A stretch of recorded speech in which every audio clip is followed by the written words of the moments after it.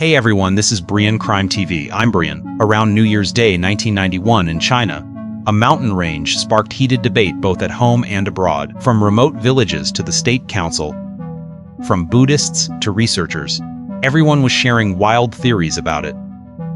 It was Meili Snow Mountain, located in the Hengduan Mountains. 13 of its peaks average over 5,000 meters in elevation. They are known as the 13 Prince Peaks. Its main peak, Kawajebo, is breathtakingly beautiful. It is recognized worldwide as the most beautiful snow mountain. It is revered as the god of snow mountains. Its beauty defies description. You must see it up close to truly appreciate it. Notably, no one has ever reached its summit. In fact, it's now impossible for anyone to do so. In 2001, it was officially declared a forbidden peak by law. And today's story takes place right here. A Sino-Japanese joint expedition set out to conquer Kawajebo. But overnight, all 17 members vanished without a trace. This sparked countless legends of mountain gods, cementing its fearsome reputation. So, what really happened back then? Let's travel back to Meili Snow Mountain in 1990. And re-examine what is known as the world's second worst mountaineering disaster. Deqing is located in the northwest of the Deqing Tibetan Autonomous Prefecture, Yunnan. In Tibetan, its name means ultimate peace and happiness. It borders Tibet, and at their junction lies the world-famous region where the Jinsha, Longkong, and Nujang rivers flow in parallel. Here, there is a majestic group of snow-capped peaks, called Meili Snow Mountain. It's a range running northwest to southeast. It is perpetually covered in snow, with the Nujang and Longkong rivers thundering through the valleys on either side. Meili Snow Mountain has 13 towering peaks, locally known as the 13 Prince Peaks. According to Tibetan scriptures, they are all deities residing in the prince's palace. The leader of the 13 Prince Peaks, the main peak, is called Kawajebo, which means the steep and majestic white snow peak in the valley. It is revered as the foremost of the 8 sacred mountains in Tibet. Many mystical legends surround it. It is a sacred mountain in the hearts of the local people. The golden sunlit mountain we often hear about is a breathtaking natural wonder in the Meili Snow Mountain area. Golden rays of light descend from the sky, illuminating the snow-capped peaks. This mystical snow mountain has coexisted peacefully with locals for countless years. People lived off the mountain, gathering herbs and food. But no one ever thought of climbing to the top. However, as history marched on, a sport embodying positivity and perseverance emerged. That sport was mountaineering. Since China's reform and opening up, it had its spring. One mountaineering group after another was established. Many countries had already developed the sport earlier. In the midst of this booming mountaineering scene, the Qinghai Tibet Plateau was a hotspot. After countless expeditions and scientific surveys, the mysteries of the Himalayas were unveiled time and again. People grew unsatisfied with the known places. They turned their attention to high-risk, little-known, unclaimed peaks. Among them, Kawajebo was one of the most alluring targets. In the mountaineering world at the time, peaks under 7,000 meters were rarely on the list. Kawajebo was a notable exception. Although it is the highest peak in Yunnan, its elevation is only 6, 7, and 40 meters. That's almost as short as Mount Everest is tall compared to Mount Hua. Due to its remote location, it wasn't very famous. Few people outside the region knew about it. Plus, the north-south trending Hengduan Mountains have unpredictable weather. Its low latitude means poor snow stability. Its complex geological structure meant even international explorers rarely ventured there. So when Japan applied to climb Kawajebo in 1987, even the Yunnan Provincial Sports Commission had to investigate just to find out where the mountain was. Japan's mountaineering activities started relatively early. In the 1980s, Japan began applying to climb Meili Snow Mountain. They aimed for the first ascent. Among Japan's many mountaineering associations, the most powerful was the Academic Alpine Club of Kyoto University. We'll call it the Alpine Club for short. Founded in 1931, it was highly experienced. They had climbed many famous peaks. In the Himalayas alone, they had made first ascents of several peaks over 7,000 meters. Many members also had experience climbing peaks over 8,000 meters.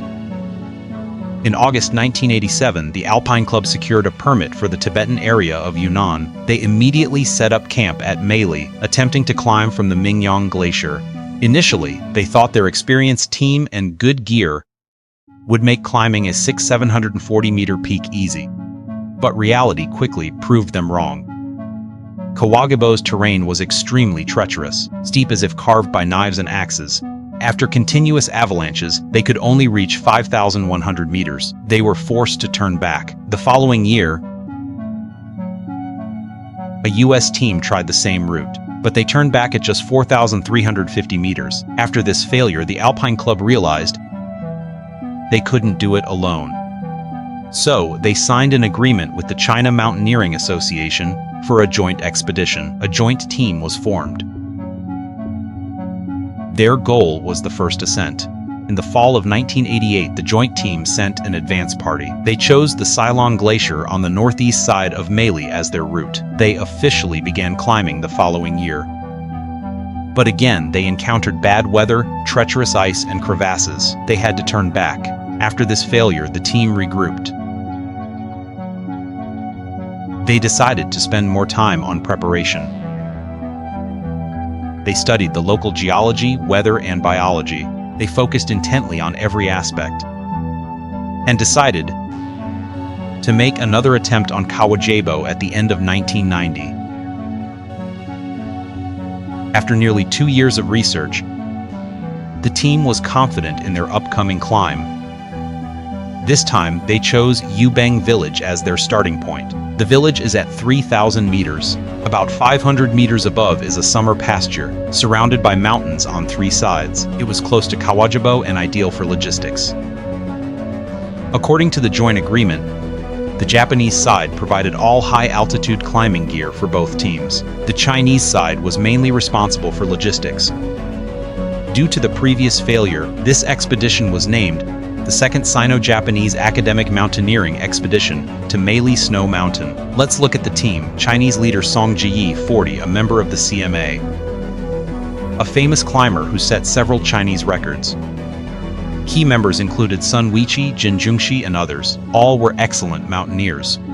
Considering local support, members from the Yunnan Mountaineering Association and Dakin County also joined. There were about 10 climbers and support staff. The Japanese leader was Inuishiro, 45, a renowned meteorologist from Kyoto University's Disaster Prevention Research Institute. The secretary and radio operator was Sasaki Tetsuo, plus a doctor and other Alpine Club members, over 10 in total. 6 of them were students. Over a third of the Japanese team had experience above 8,000 meters. It's worth noting that the Japanese team had support from over 100 Japanese corporations and media. Companies like Kawasaki Heavy Industries, Kansai TV, and Nomura Securities were sponsors, so the team had ample manpower, materials, and funds. They even brought a Swiss-made device to receive satellite cloud images. They were determined to conquer Kawajebo this time. In November 1990, Kobe Port, Japan, colorful streamers flew. Amidst farewell cheers, the Japanese team boarded a ship for China full of confidence. They traveled via Tianjin and Beijing to Yunnan. The Chinese team members set off from their own locations, meeting at the destination. Some left home without a proper goodbye to family and friends. On November 27th, all members of the joint team gathered in Kunming. Then came the ceremonies. Why did they choose the end of the year for the climb? Because surveys showed that from November to January is the dry season. The weather is relatively stable, making it a good time for climbing. Traditionally, climbing a difficult peak requires good luck. Near the mountain road from Dechin to Mingyang village, there is a local temple called Meili Temple. It faces Meili Snow Mountain and is a great spot for a distant view. The team held a grand ceremony at Meili Temple. They received blessings from the lamas there. The Japanese members also brought amulets from temples in Japan. At the pre-climb meeting in Dakin, representatives from both sides gave passionate speeches. Everyone was full of fighting spirit. They believed everything was ready for a successful summit. Chinese leader Song Jiyi said happily,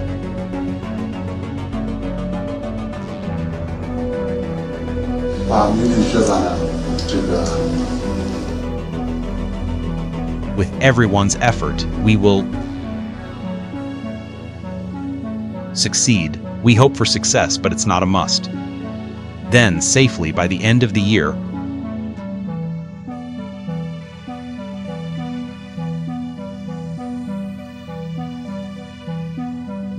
the team entered Meili Snow Mountain and began interacting with local Tibetans. Although the locals didn't understand mountaineering or why they did it, their hospitality made the team feel welcome in a foreign land. Villagers even invited the team to stay in their homes. The team talked about their passion for climbing. The spirit of challenging nature excited the locals.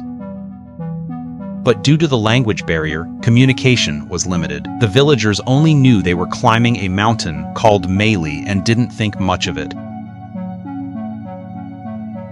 On December 1, the team arrived at the mountain above Yubeng village. At the pre-selected site, they began building base camp. With many climbers, ample supplies of equipment and food were needed. Vehicles couldn't go up, so they hired over 50 yaks and horses from villagers to transport supplies. At base camp, the total number of climbers, cooks, and local porters reached 30. It was a lively scene. On December 8th, after several days of climbing, they reached a snowfield at 4,500 meters and established Camp 1. But this was just the beginning. The accompanying porters protested the dangerous route.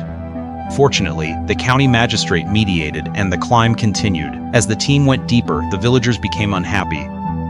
They realized the team was heading straight for their sacred site. Kawajebo, in the eyes of local Tibetans, means sacred snow. It has been revered as a sacred mountain since ancient times, respected for generations like an elder. Some even call it Grandpa Kawajebo. They only knew the team was climbing Meili Snow Mountain, so they didn't mind. They even helped enthusiastically. But when they realized the team was going to step on the sacred mountain's head, that was unacceptable. The villagers were furious. They desperately tried to stop the team's progress. Some villagers even began to burn incense and pray, praying for the Kawajebo mountain god to drive the climbers away. This sudden situation left the team helpless. Eventually, the team leaders and the government intervened and negotiated. After several days, they finally got the villagers' consent. On December 13th, the team set off again. They successfully reached 5,300 meters. They established Camp 2 in a col adjacent to the Mingyong Glacier. This was near the source of the Mingyong Glacier. Before them lay a snowfield a kilometer wide. Looking up, they could faintly see the peaks. They were less than 2,000 meters from the summit. If they could establish Camps 3 and 4, victory would be in sight. The location of Camp 3 was critical. Both teams chose the same general area, but they disagreed on the exact spot. A heated argument broke out. The Japanese side, considering time, wanted it near the ridge.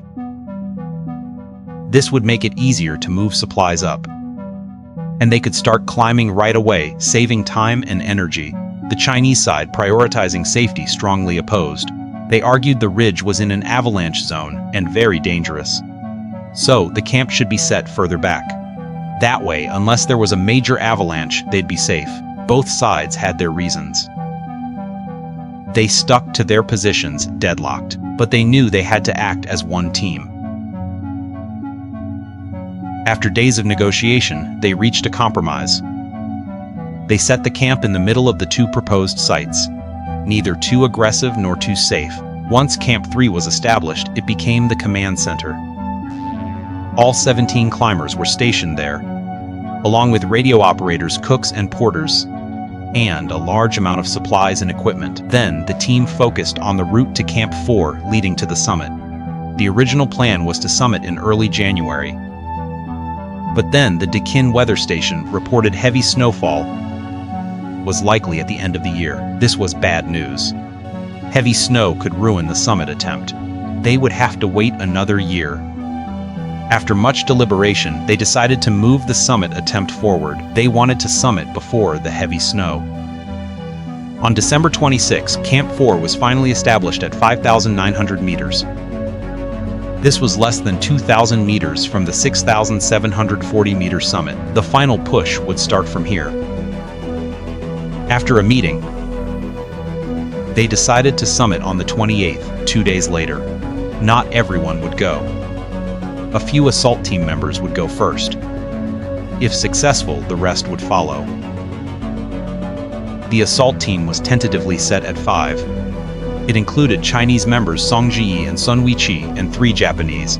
On December 28th, at dawn, the assault team set out. The weather was good, and the 5 were confident. By 11 a.m., they reached 6,200 meters. By 1 p.m., they were at 6,170 meters. Only 270 meters from the summit. This was higher than anyone had ever been. Victory was near. Japanese leader Inoue Shiro at Camp 3 had already written the press release announcing the first ascent. But no one expected the weather to suddenly worsen. The temperature dropped sharply and dark clouds quickly covered the summit. A blizzard raged. Visibility dropped to just a few meters. Inoue Shiro ordered the assault team to hold their position. He would check the latest weather before deciding. The team set up a tent to shelter from the storm. But the faxed weather report was not optimistic. There was no sign of improvement in the short term. For safety, the team decided to retreat. But after hours of the blizzard, with low visibility, they couldn't find the preset descent route. Moving blindly on the steep slope risked a fall. They were stuck. Inoue Shiro decided they should prepare to spend the night on the mountain. The weather didn't improve for hours. At 8 p.m., the team took stock of their limited food. They divided it equally. Anxiety began to spread. No one knew how long they'd be trapped. Finally, around 10 p.m., the clouds parted and the moonlight lit up the snow. They could see the route. They quickly packed up and descended. They safely returned to Camp 4. On the 29th, they descended to Camp 3 to rest. They had witnessed Kawajebo's rapidly changing weather. The first summit attempt had failed, but it wasn't a total loss. They had seen the final route to the top. So, instead of losing confidence, they were even more confident. After discussion and checking the forecast, they set the summit date for January 4th after New Year's. During this time, Chinese climber Jin Jungshi suddenly felt numbness in his right arm and couldn't lift it. The Japanese doctor said he was unfit to summit. He was advised to descend to base camp for recovery. Jin Jungshi went down while the others prepared to go back up. Both sides had written their summit press releases in advance. Sasaki, the only Japanese at base camp, was also excited. He had the best Chinese among the team, so he was in charge of communications at base camp. But now he also wanted to summit. After speaking with Inoue, he began his climb.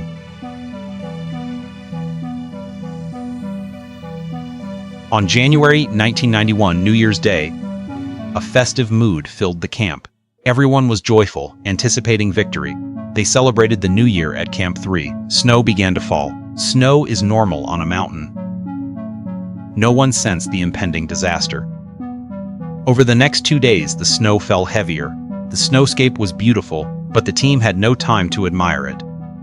The climbing plan had to be postponed again. With the weather not improving, all they could do was clear snow from the tents and occasionally joke. Most importantly, they needed to eat and sleep well to conserve energy. Although the Chinese and Japanese teams were together, language barriers meant they communicated separately. Chinese liaison Zhang Jun shuttled between Camp 3 and base camp every 3 days, delivering dispatches. He sent a dispatch on the 1st, but due to snow, he was stuck at base camp and couldn't go up. During these days, Zhang Jun used the radio to communicate with the team on the mountain. In a call on January 3, the team complained, "The snow is crazy. Our 1.5-meter tent is buried under 1.2 meters of snow. At this rate, it'll be over 2 meters. Visibility is less than 10 meters. Zhang Jun's heart sank. But he thought Camp 3 had ample supplies. With 17 climbers there, it should be Okay, they ended the call around 10 p.m. What Zhang Jun didn't know was that this was their last conversation. At 7:30 a.m. on January 4th, Zhang Jun woke up and turned on the radio. He waited for news from the mountain, but minutes passed. No response. This was strange.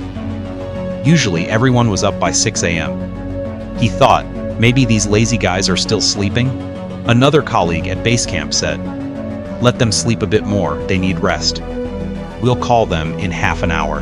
Over the next 30 minutes, Zhang Jun grew increasingly uneasy. After half an hour, he immediately called Camp 3. Base camp to Camp 3, Zhenhua, do you copy? Please respond. Hello, Old Song, Weechi, do you copy? Over. Please respond. Then Jin Zhengxi and Chen Shengren at base camp took turns calling. An hour passed, still no response. All 17 climbers had radios. It was impossible for no one to reply. The Japanese also had a separate channel. That channel was also silent. There were only two explanations. Either the signal was bad or the base camp team was very worried, but reporting it rashly could cause panic. They decided to wait one more hour. If they still couldn't make contact, they would report it. An hour passed quickly, still no response. At 10 a.m., Zhang Jun and others sent an emergency report to the Yunnan and National Sports authorities. It said that all 17 climbers had lost contact overnight. Just then, a distinct tremor